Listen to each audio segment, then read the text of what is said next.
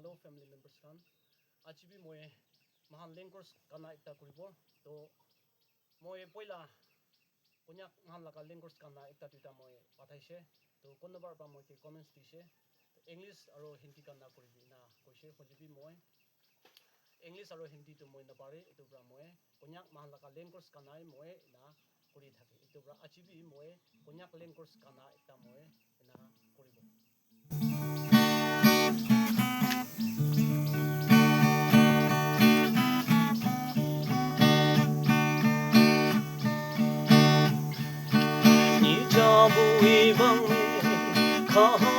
Khagada jango ina minguwa tenyubani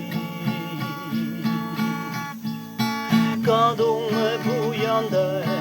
ia association kawang bamui mane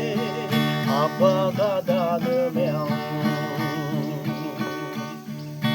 Kawang ba mui mayang se yi dai be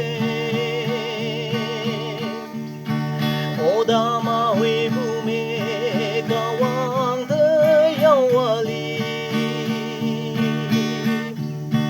O kawang ba mung si ngai bu gai ye Ha ke long e ngo bu dui ha me meang e so Kawang ba dai si fang ham sen mong mai ha bu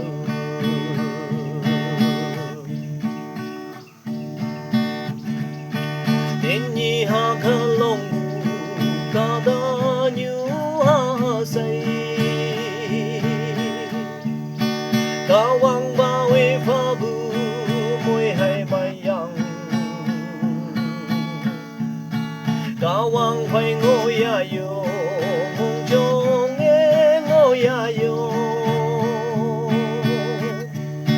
Kawang ba we chin de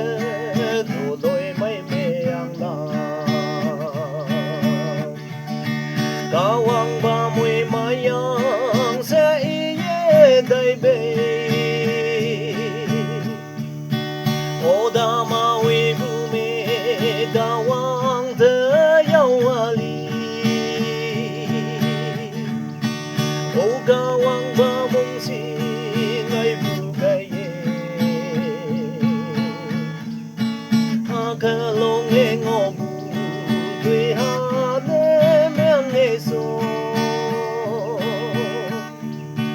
Kawang ba dai si fang hang sen mong mai ha bu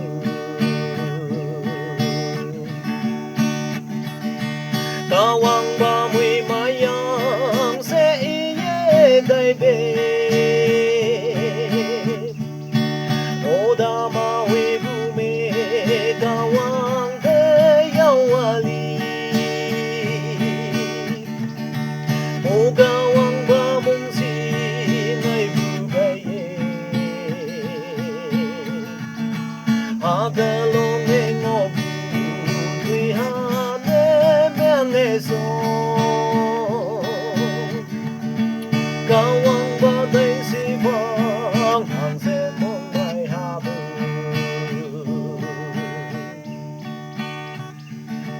Kawang ba dai si fang